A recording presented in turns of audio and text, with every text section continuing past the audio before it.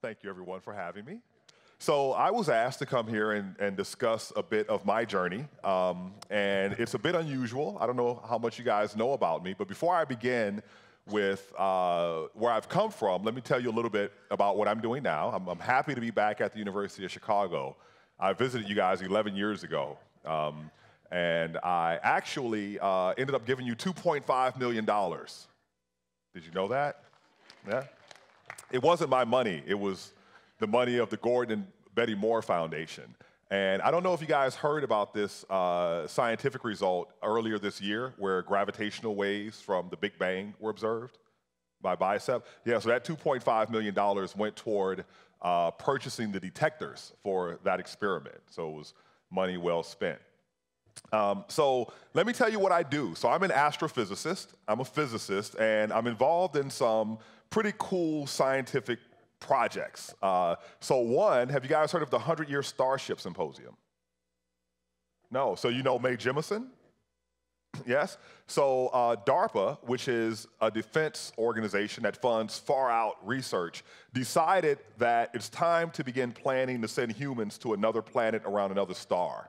And Mae Jemison won that proposal, and that founded the 100-Year Starship Symposium. So I've been working with Mae, and we're actually planning to do that. And that's, you know, so the future is now. That's pretty outstanding stuff. And in my own research group, we look at how stars accelerate plasmas. So if you take the sun, for example, the force of gravity at the surface of the sun is 30 times greater than the force of gravity on the surface of Earth.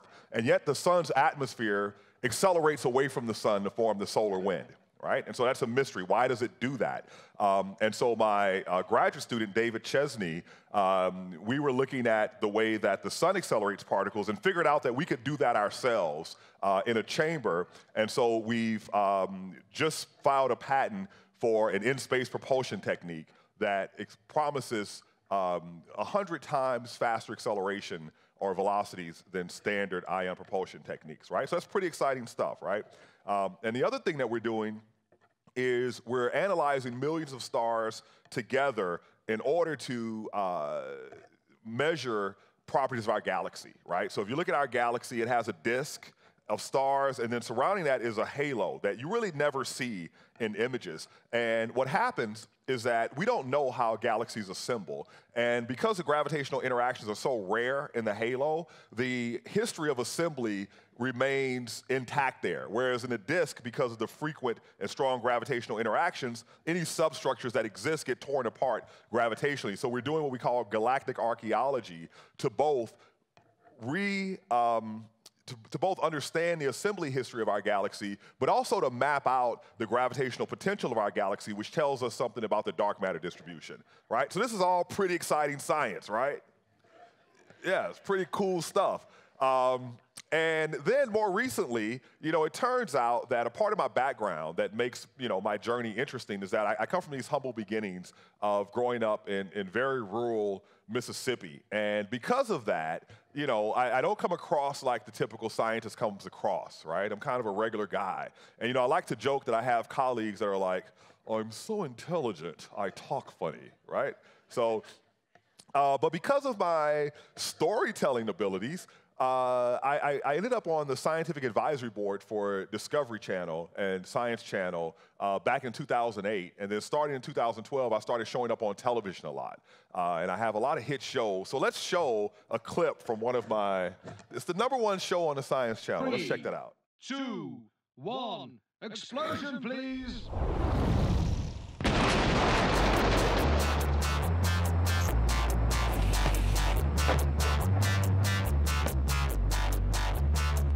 Witnessing a U.S. military contractor destroying 100 tons of weapons in Iraq. But what our experts are witnessing is the anatomy of supersized carnage. First thing you see is the light that's formed from the explosion. And the second thing is that you notice the tripod of the camera shakes, and this is because a shockwave from the explosion has traveled through the ground and is now shaking the tripod legs. And then the third thing is that we hear the explosion and we hear the sound. And that's a clear illustration of the difference between the speed of light and the speed of sound. Very interesting. But what, in the name of science, is that? Do you see what looks like some sort of a halo effect? And what this is due to is the expanding gases of the explosion rush out rapidly, and they displace the normal air around them, and you have a region of low pressure. And surrounding this is all of the compressed air of very high pressure. And then surrounding that, you have your normal air. So as this area of low pressure air is forced to increase, it gets colder, and cold air makes clouds. So bizarrely, for a fraction of a second, you are looking at a cloud of water vapor. All right, thank you. So who knows that being a nerd would pay off, right? Okay, so now let me tell you okay, here's the crazy part of Hakeem being a scientist.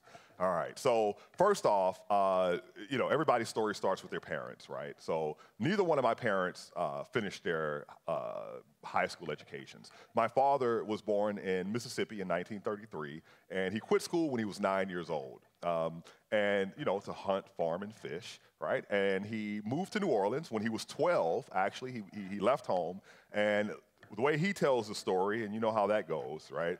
He got a job parking cars for 25 cents a day. All right.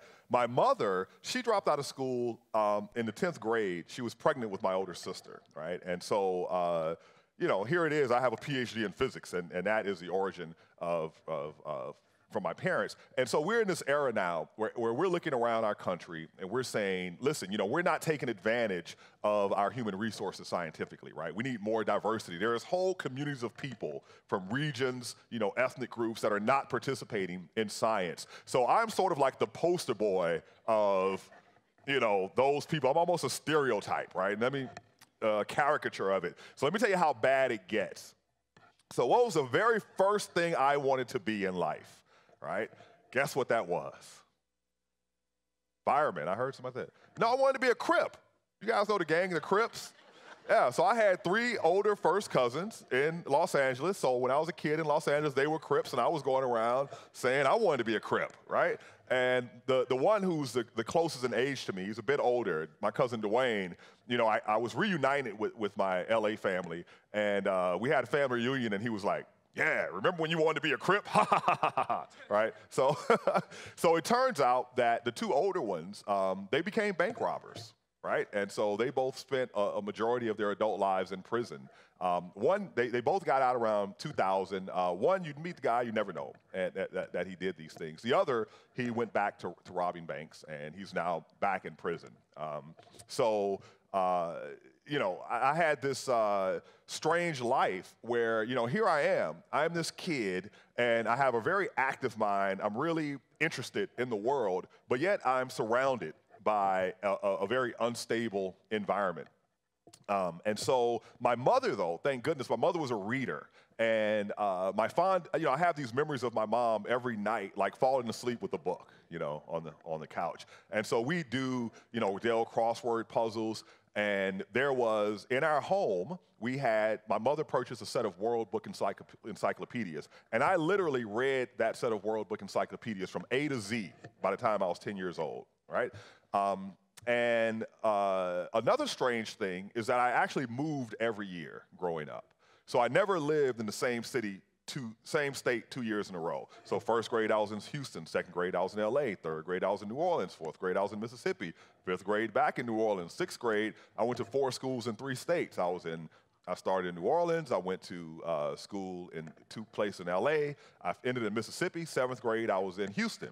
And in these cities, in LA, I lived in Inglewoods, I lived in Watts, I lived in Pomona. In New Orleans, I lived in the 9th Ward. I lived in a community named the Goose. In Houston, I lived in the South Park region, and I went to school in the 3rd Ward. So what all these places have in common is that, it's like I heard a female comedian say this. She set up the crowd, and she goes, you know what they say?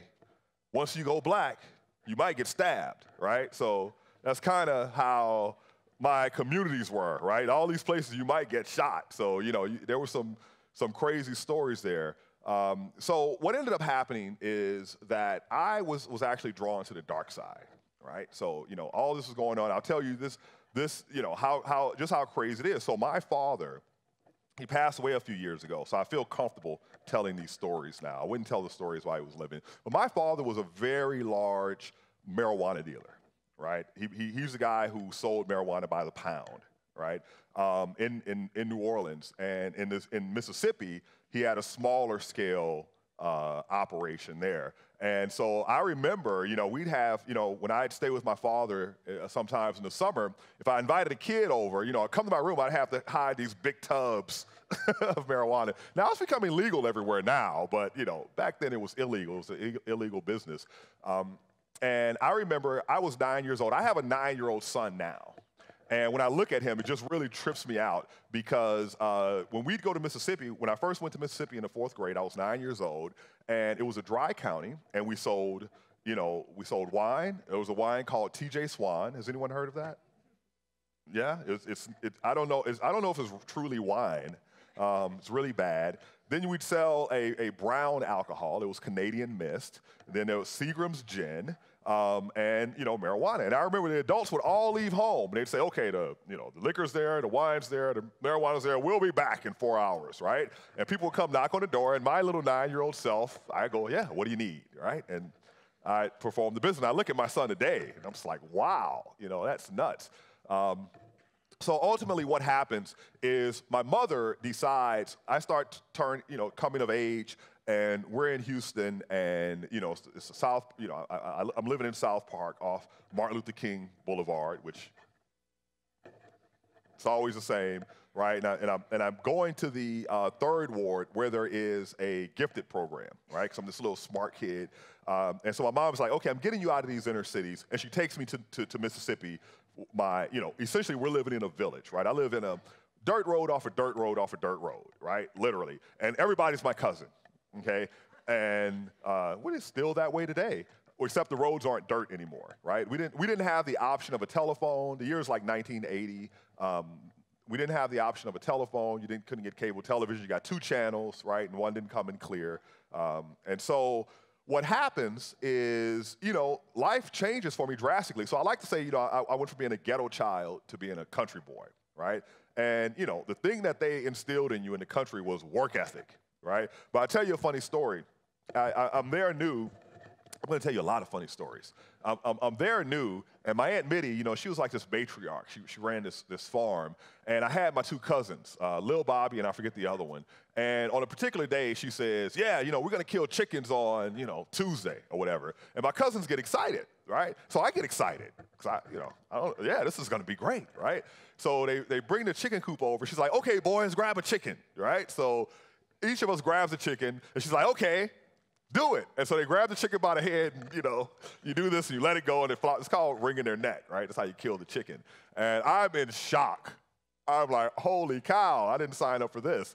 So that was my intro, but that's literally what life was like, right? You worked as a kid. You did hard physical labor, and that was something that actually, helped me to be here today because I did learn work ethic, and I did learn that I could push myself much farther than I thought I could, right? So here I am. I'm in Mississippi, and what happens in the 80s? There's this new invention. It's called the personal computer. Right? And my girlfriend, her family bought a personal computer. It was just before the Commodore 64 came out. You guys remember that? Yeah, the undergrads, you remember the Commodore 64? So it came with a book, right? You connect the computer to the television. It came with a book that taught you BASIC and the programming language, BASIC. And so I taught myself BASIC. And then what happens is that there are people, like I'm sure there's a lot of good people here at the University of Chicago that undertake this activity called outreach. Right? And they decided at the University of Southern Mississippi in Hattiesburg, Mississippi, let's do some outreach. Now let's find where are the students that are the worst off that we can find, right? And let me tell you, this has been quantitatively proven. In the year 2000, the state of Mississippi evaluated all of its schools, and every school was given a ranking from 1 to 5. I forget which end was the best and which end was the worst, but 4 schools in the state got the worst score. 2 of them were my junior high school and my high school, all right? So given that Mississippi is typically 50th in math, we can say that we are number 1 in the country. So not just math, all education. So these professors, these two professors come to our high school and they say, listen, we have this thing that you guys should participate in. It's called the science fair, right? So we participate in the science fair, and we go to what's the district science fair at the University of Southern Mississippi, and we go there, and I know what I'm gonna do. When I was reading these encyclopedias, I discovered Albert Einstein at around the age of 10 in relativity. And I really got into relativity. And I did not know enough mathematics to understand relativity, so I taught myself algebra to understand, you know, as the speed increases, what happens, and this sort of thing, right? And so when the guy showed up and said, let's do science fair, I said, oh, I know what I'm gonna do. I'm gonna program the effects of special relativity with BASIC, right? I'm this little innocent kid. Now, I had no idea that what I was doing was computational modeling, right? So I'm computationally modeling special relativity, all right? And now, mind you, the school was very, it was a very segregated world, and there was a massive difference in education. So I can't imagine what went through these judges' minds when they come upon this little black kid, right, from this all-black school, and he's talking about special relativity, right? And yeah, look at my plots, right? So what ultimately happens is we go there the first year, and a science fair depends a lot on the look of your display. Have you guys seen these? Yeah, it's like 3 panels. So we didn't know. So the next year, and this is a great story, the next year we go there, and we're prepared now. We went and we got these big, wooden, very hefty boards with hinges, and we prepare ourselves. And so what happened was that my school was supposed to bring the boards for us to the science fair in Hattiesburg, which was like an hour's drive away, the day of the science fair. And myself and the other participants slept in Hattiesburg. And what happens is my board is forgotten. They leave my board behind, right? And one of the students says, hey man, you can have my boards, right? And he had little flimsy cardboard. So I lay down, this thing on the grass outside the stadium, and I'm trying to take my presentation onto the boards, but it's a windy day. And my stuff is blowing away. Now, all the other schools were already prepared, and so they're out there like having lunch. And so there was a couple of teachers that were married, and their kids were with them and some of their students. And so they started helping me grab these papers, right? And so we're chasing the papers down, and finally we get the thing all put together, and we put it there, and we stand up, and we look at it, and we're all proud of ourselves. And what happens? This huge gust of wind just comes and just blows up and tears the whole thing apart, right?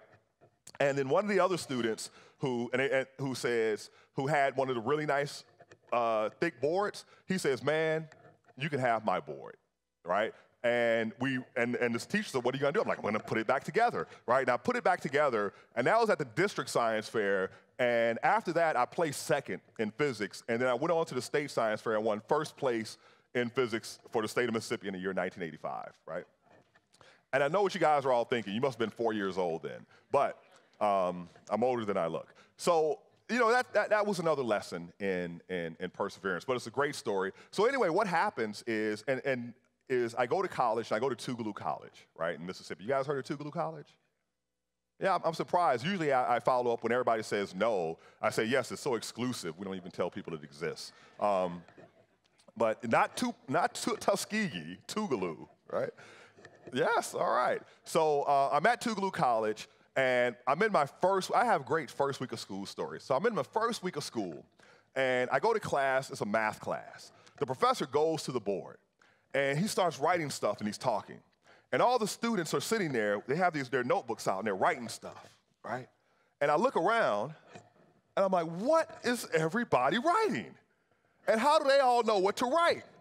And I don't. I'm like, what is going on in here, right? I had never seen a lecture in my life, right? At my school, my high school, we didn't really have school in school, right?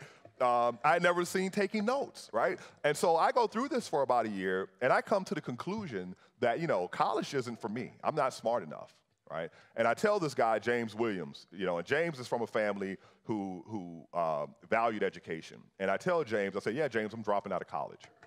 And James says, why are you doing that, man? And I say, I'm not smart enough. Everybody's smarter than me. Everybody has it all figured out. And James says, what? Dude, they're faking. You're one of the smartest guys around here, right? And what happens is I drop out anyway, right? I drop out of school, And at this time, you know, I'm a big gangster, right? I've taken the family business to college with me, right? And taken it into new areas, right? And I am trying to break away from that at this point, right? I'm like, okay, everything is going bad.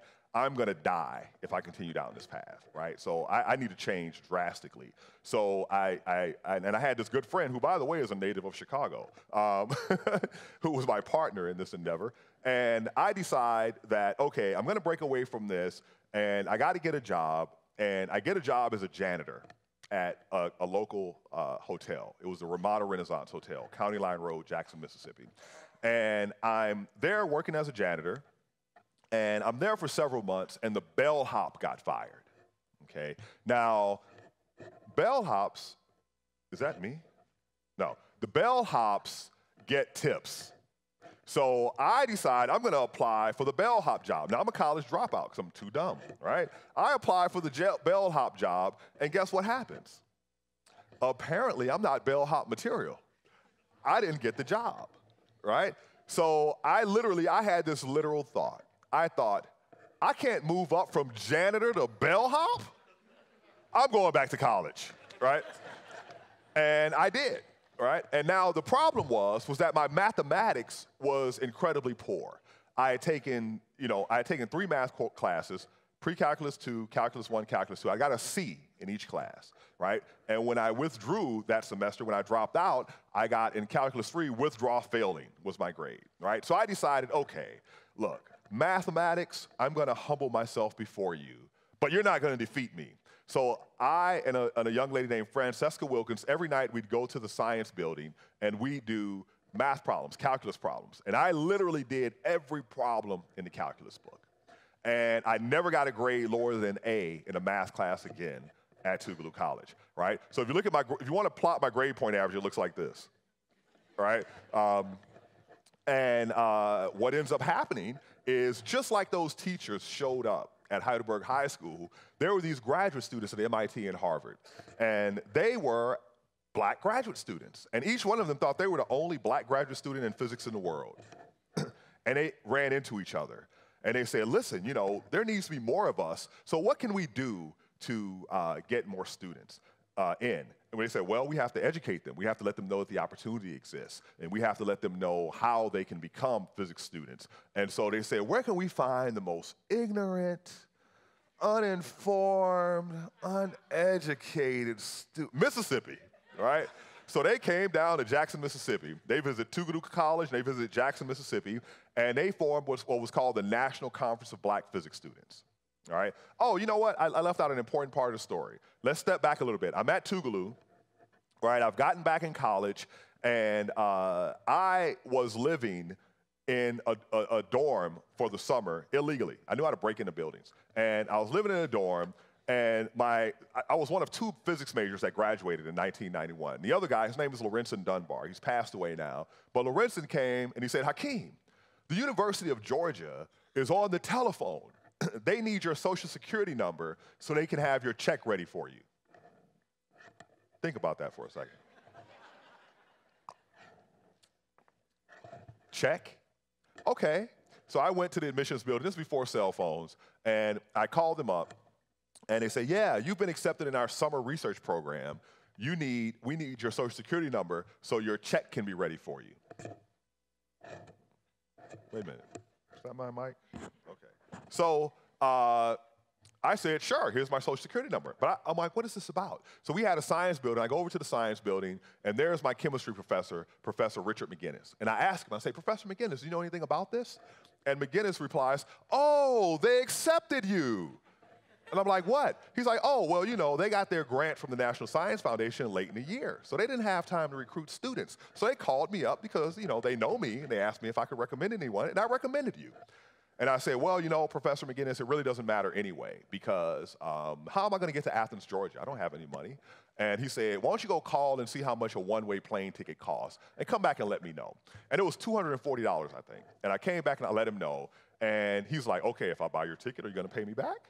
I'm like, sure, right? And my professor purchased my plane ticket to go do this research program. Now, I'm a professor.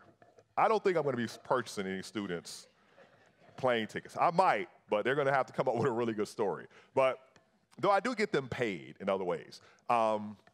So he does this, and I had never heard of research in my life, scientific research. I didn't know what it was. In fact, when I showed up to college, I know you went to college to be one of four things: a doctor, a lawyer, a teacher, or an engineer.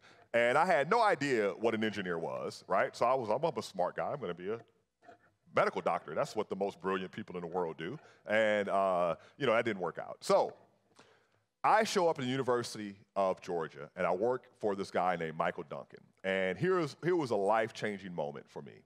So Dr. Duncan takes me around his lab. He's doing research on small molecular clusters, and this is the day when a laser would take up an entire room, right? And he shows me the laser. He shows me, the various labs. He tells me what he wants to do, and here was a life-changing moment. He said, you know what? You're going to need to be able to get into the building, so here's a key to the building. You're going to need to be able to get in the lab, so here's a key to the lab. And you're going to need to be able to get in my office, so here's a key to my office. I was like, what? Growing up where I grew up, I was given many things, but trust was never one of them. And this guy just gave me the keys to everything, right? So what happened is at the end of the summer, and not only that, living, now I'll tell you, it was an interesting dichotomy, because when I was working with the research group, the whole issues of race never came up. But in my life in Mississippi, right, in New Orleans, it was always an issue. It was actually worse in New Orleans than it was in Mississippi, probably because we were completely segregated. But here I was at the University of Georgia. In this research group, race never, it was pretty much, about my intelligence and what I produced, right? But I would walk up the street to go get food, and people would regularly throw things out of their windows at me and call me names, right? Racial names. And so that's how I discovered scientific research. So fast forward, and, I'm at the National Conference of Black Physics Students, and I'm a physics major now, and they tell us, oh, here is what is required of you if you become a physics graduate student. Here is what a career in physics is. Here are the good graduate schools. And by the way, here are the recruiters of the good graduate schools. So in 1990, my junior year, I attended this meeting, and I was in the face of the Stanford recruiters every break. Hi, I'm Hakeem. It's nice to meet you. I'm going to apply to Stanford, right? And they would ask me lots of questions about what I knew about physics, and I was sincerely, enthusiastically interested in the topic, right? It was a passion.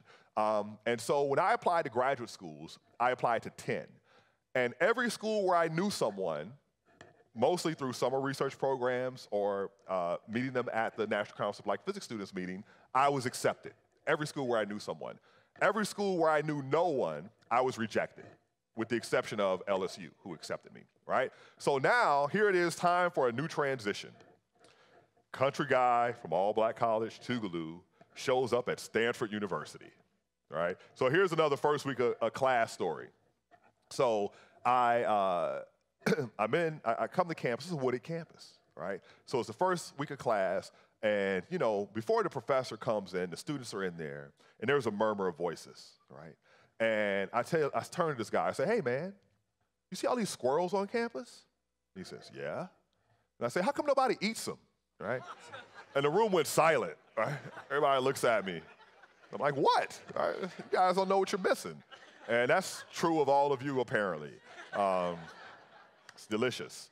So, but now, I'm in for another transition. And let me give you insight on that transition. So the mathematics and the physics textbooks have problems at the end of every chapter. And you're typically assigned these problems for homework.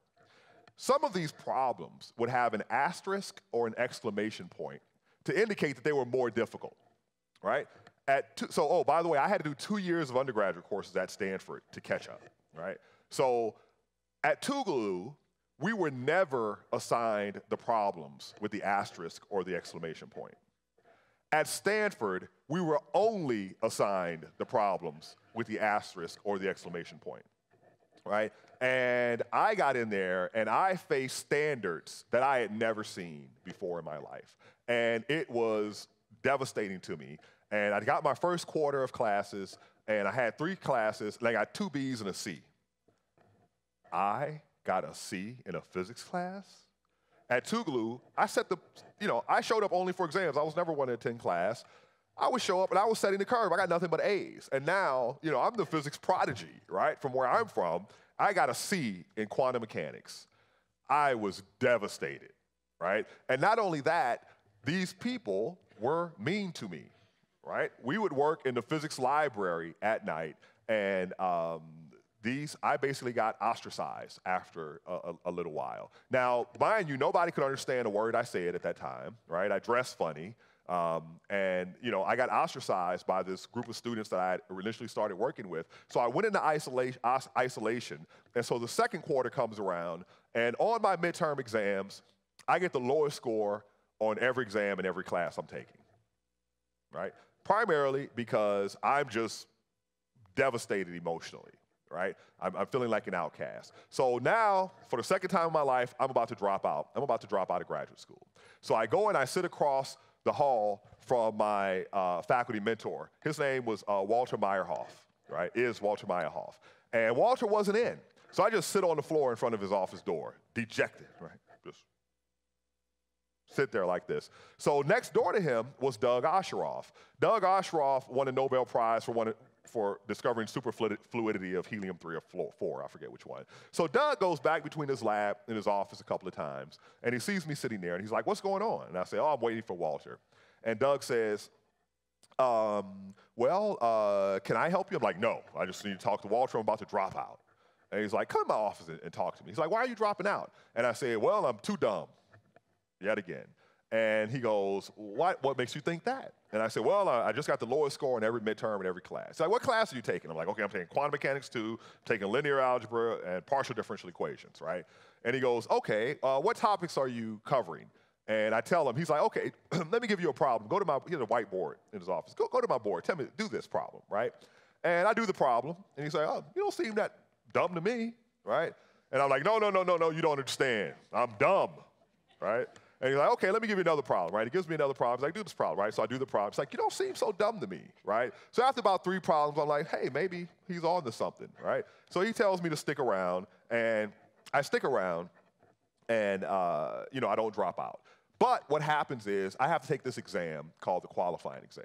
Every student has to take it. You get 2 tries at it, right? And if you fail the second time, first time, you get a second chance. If you fail the second chance, you get an oral exam. And for this reason, no students are ever kicked out for failing the qualifying exam, right? And not only that, the exam is designed such that every year, 1/3 to 1/2 the students fail the exam. So I take the exam the first time. There are 18 of us, 5 of us fail it. 2 for the second time, 3 for the first time, right?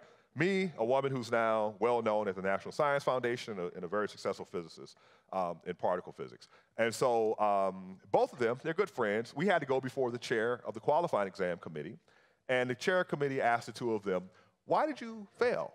And they answer, and they say, well, study hard and pass next time, right? Then I go before him. His name is Professor Bob Wagner. He's a good guy. He's a friend now.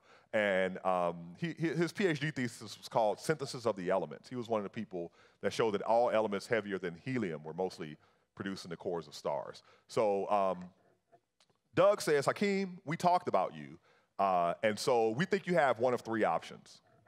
Option number 1, maybe graduate school is not for you, and you should drop out. Option number 2, maybe graduate school is for you, but just not at Stanford, and you should transfer. Or option number 3, you can take the exam again next year. We strongly recommend you take one of the first 2 options. What are you going to do? I responded, take it again, right? And so again, I was faced with, you know, sink or swim. And, you know, so me and this, a graduate student colleague, this guy named Rakesh Nigam, we worked every night, you know, through the summer. And I went and took it the second year. And right before taking the exam, I went to see Doug, who is now the chair of the department. And I talked to Doug. Remember, he's the guy who talked me into staying in. And I said, Doug, I want to talk to you about something. I'm about to take this qualifying exam for the second time. Now, the first time I took it, you guys asked me to leave the university. And I didn't understand that because when you accepted me, you said that my background wasn't like your typical student, and you expected me to have transitional difficulties. But if I got mostly A's in the grad, you suggested I take a year of undergraduate courses, but I took 2 years of undergraduate courses. And you said if I got mostly A's in the graduate courses, which I did, and I passed the qualifying exam, I will have proven myself. Now, I didn't pass the exam, but I did get mostly A's, but you guys asked me to leave, and I don't understand. And Doug said, and Doug's a good guy, he's a friend, but he is very honest, right? And so Doug said, well, you know what, Hakeem, you're absolutely right. We thought about you, and we recognize that you got mostly A's in our graduate courses. So we asked ourselves, what does this say about our graduate courses? So what we've done now is we've instituted in-class exams in all our first-year graduate courses. So all our incoming first-year students will have you to thank for their in-class exams. So I passed it the second time, and I do my graduate work. Have you guys seen these pretty pictures of the sun with the plasma loops and all that kind of stuff? Yeah, so our research group, we were the first to do that. We pioneered that technology. We flew rockets from White Sands Missile Range. So I put put Bob Wagner, the guy who delivered that message to me, on my PhD committee for that specific reason. And I get my PhD, and I go out in Silicon Valley, and now, right, I made a few discoveries in graduate school. And so, you know, there's a saying that nothing succeeds like success. So let me tell you how the world turns, right? So I do really well. I go into Silicon Valley, and I immediately win these 8 patents, and I like to brag that all of you probably use technologies or equipment I invented every day, right? Just because I worked at the company that, you know, makes all the tools that make chips, right? And so I come back to academic research, and I'm at the American Astronomical Society meeting in 2002, and I hear someone calling my name from down the hallway, Hakeem, and it's Bob Wagner, right? I go up, he's like, hey, Hakeem, man, you always were one of the smartest ones. I swear to you, right? Another story, this past December, Tougaloo College, my alma mater, had me in for what they call the presidential lecture, right? And they're really proud of me. And I go there, and guess what hotel they put me up in? The hotel where I was the janitor. And there was one guy still working there from the time I worked there, and he was the guy who checked me in at the desk. And so we start reminiscing. I remembered him, and he remembered me. And so they have me in a presidential suite. The hotel has a different name, and everything looked pretty much the same. Now, I was a janitor, right? So you go all over the hotel. And so I go in the room where you get the free breakfast and evening snacks and drinks, and I'm like, wow, I used to clean this room, right? And then at the end of the hall, there's a place where, it's a nice like ballroom room, and there's this huge brass bar. And I was in the Navy, and I was really good at polishing brass. I used to polish that brass bar all the time, and there I am. This is last December, right? And I'm looking at this brass bar, and I'm like, oh my God, this is nuts how this happens, right? So, it just goes to show, I tell this story for students because, of all that story, I have one regret, right? And that is, is that when I was in those days at Tougaloo where it was hard, and I was in those days at Stanford, I stopped believing in myself, right, for a few moments, right? And I was ready to quit. And, when all that was over, and I would, go back and talk to other students, that's the one message I would always have, is that don't let them make you stop believing in yourself. Life is, we're all highly educated technical people here, right? There's a Gaussian distribution, right? And if you're in a particular place in that Gaussian, if you take any random group of people, typically you're going to be in that same place in that Gaussian distribution. And what you don't realize is that everyone is feeling a bit insecure in these environments, right? And so now, here I am. It just amazes me. I find myself in these rooms now, like for example, the Keck Institute for Space Science. They're like, okay, we need to design the next big ultraviolet satellite, and we need people who are experts in both the science and the instrumentation. Let's gather 15, 20 scientists, and they call me, and I'm sitting here in this room of people, with the guy who built the camera for Hubble and the guy who built the camera for the other UV satellite, EUVE or whatever. And I'm just like, wow, I'm the dude who was eating squirrels, and, here I am now.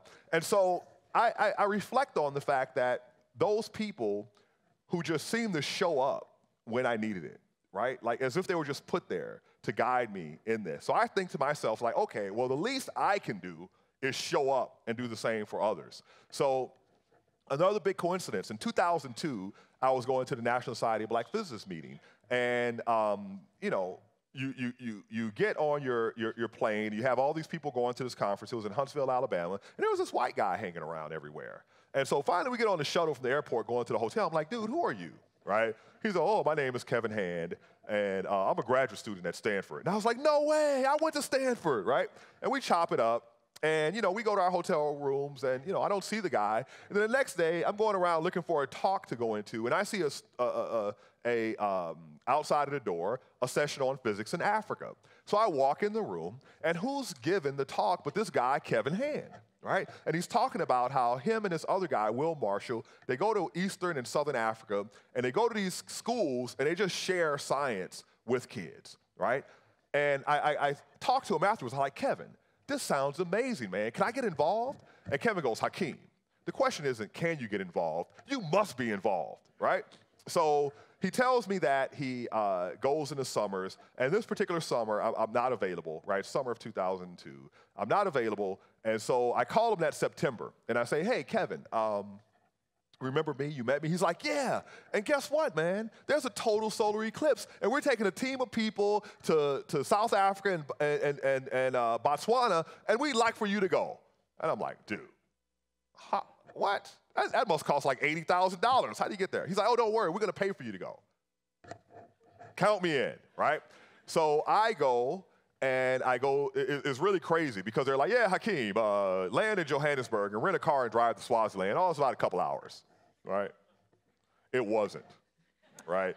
And I'm driving, it's late night, and, you know, I see a sign on the highway. It's like a yield sign. It's a triangle with an exclamation point. And underneath it says, do not stop, hijacking hotspot. Like, oh my God, right? So the roads get narrower and narrower, you know, and there's nobody on the road but me. And then suddenly I get to a big gate, right? And that was the border. And I'm like, you know, I have a cell phone, so I called them. They're in Botswana. I'm like, yeah, you know, they're like, oh, it's a hotel nearby. Go find a hotel. There was no hotel, right? But I did find this one place. I don't know what to call it. And you know how it is if you're traveling somewhere and you stop at a neighborhood store and there's like bars at McDonald's, you know, something's wrong, right?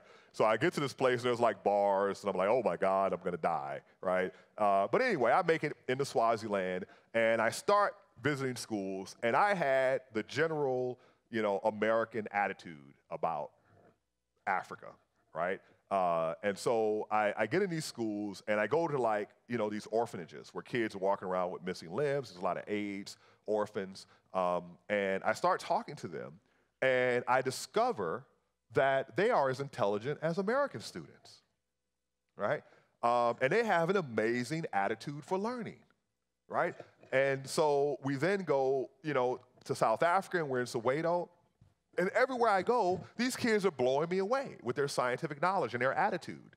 And not only that, you know, they're really excited to learn. And I discovered, like, I never set out to be like an inspirational figure or a speaker or anything like that. But I find that you know, I'm just a ham, right? And I like playing with kids, right? And I just find these kids are just, you know, they're just latching on to me. And I'm getting this real sense of satisfaction out of it. And so this becomes a life's passion of mine. So every year now I find myself traveling to these African nations. So I spend, you know, the next year I go to Zambia and Tanzania. And I'm learning the whole time. Like, I've never been in a country as poor as Zambia, right? Like, you couldn't find a fat person in Zambia. You know, I'm sleeping on the ground, and I'm eating, you know, drinking water out of springs. I'm getting horribly sick.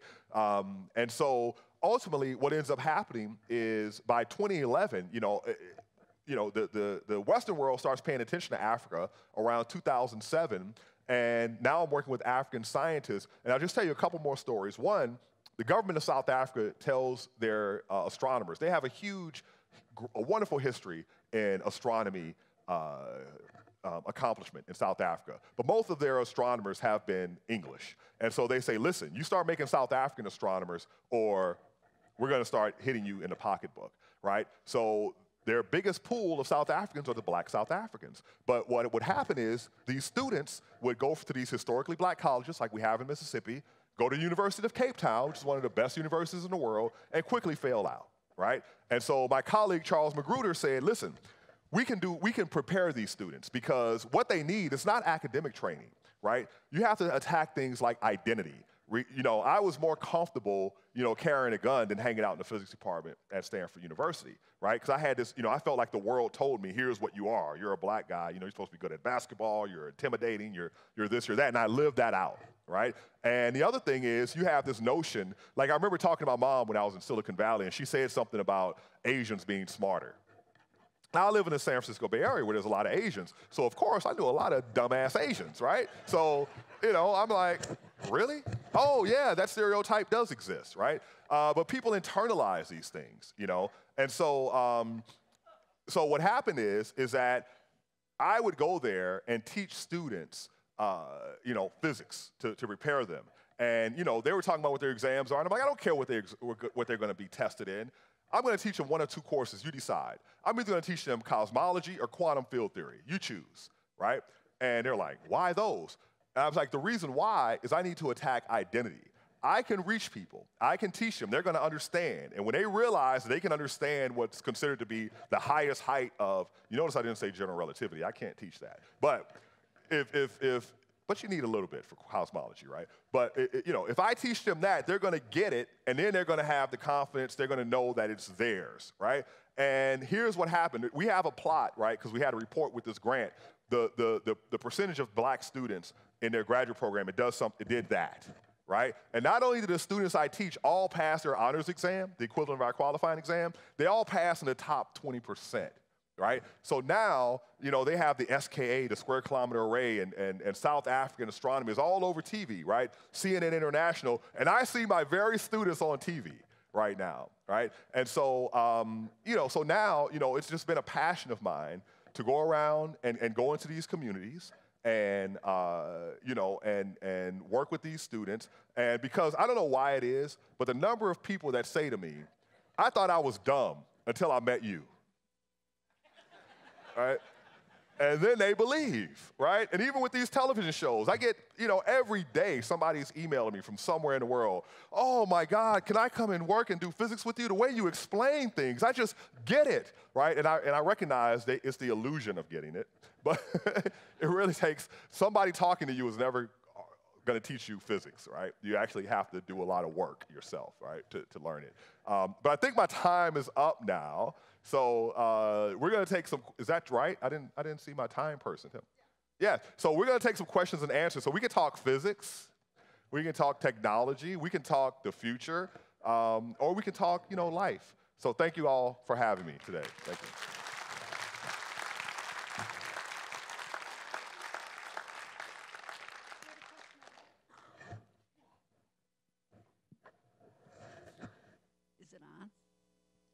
I'd like to know the patents that you got while you were studying. The patents? Where is that coming from? Oh, okay, yeah. Okay, so there were two main things that were happening. One was if you look at the materials that have been used for making transistors, which are the heart of chips, it's pretty much been, you have a silicon substrate with a silicon dioxide insulator, right, electrical insulator, and then a gate that is made up of a metal, which is polysilicon, right? So that's your metal oxide semiconductor MOS transistor. So what happens is that the way that the technology has advanced is you've made that transistor gate more and more narrow.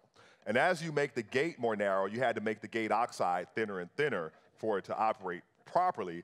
And so at the time I joined, so a silicon dioxide molecule is something like 3 angstroms in size. It's 3 times 10 to the minus 10 meters, right?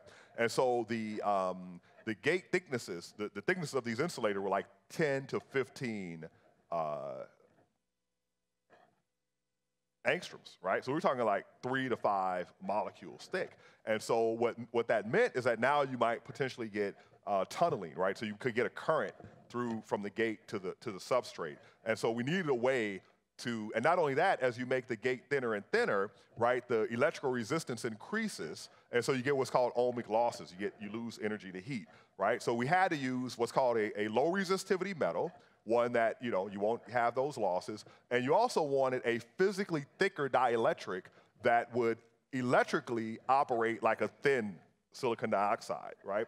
And so the way you make these materials is like, it's called etching, but it's like through a stencil, right? And so what happens is if you have one material on top of another material, in order for it to be commercially viable, if I'm gonna remove, like say for example, I have polysilicon on silicon dioxide. Silicon dioxide is a lot tougher than polysilicon. So that's like butter on granite, right? So I can remove the butter without damaging the granite at all, right? Now we had to move to a low resistivity gate. Let's say it's tungsten, right? A very hard material on, say, silicon dioxide to start with, or some high K dielectric. That's like trying to remove granite on top of Jell-O, right? And so in order for the process to be commercially viable, you have to remove the top material at a rate of 100 times greater than you remove the bottom material, okay?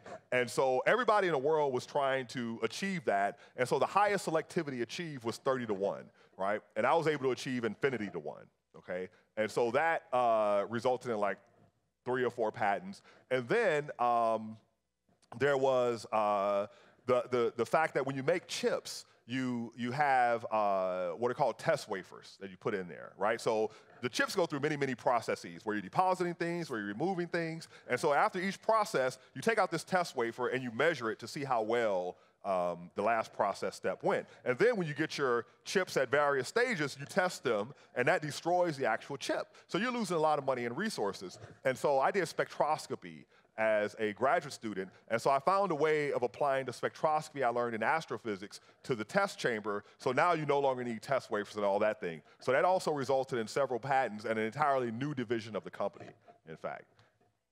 Yes?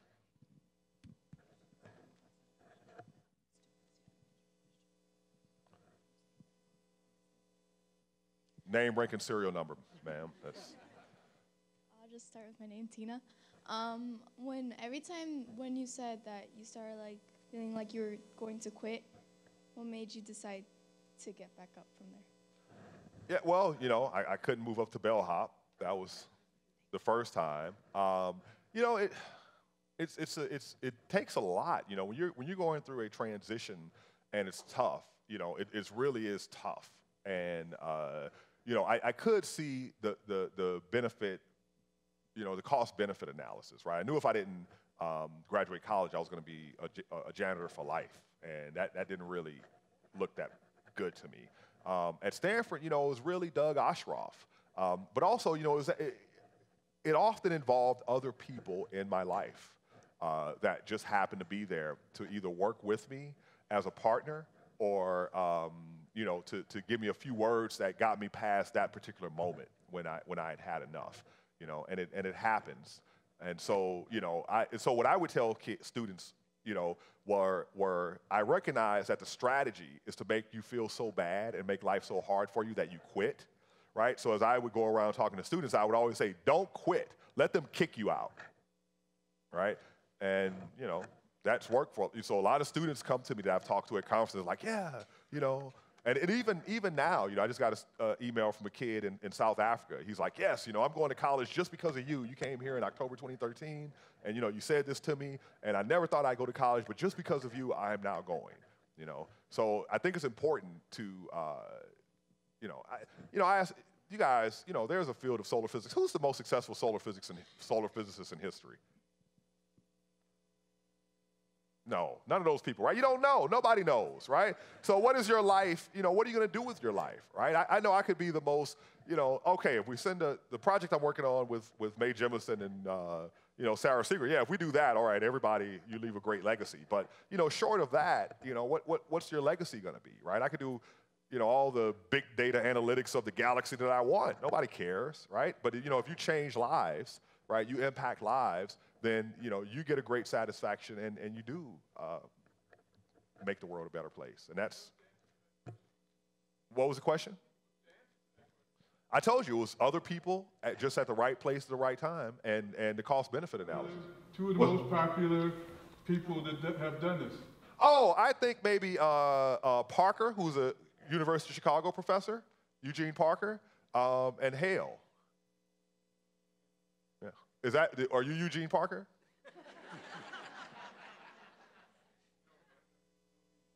Okay. No way, just one?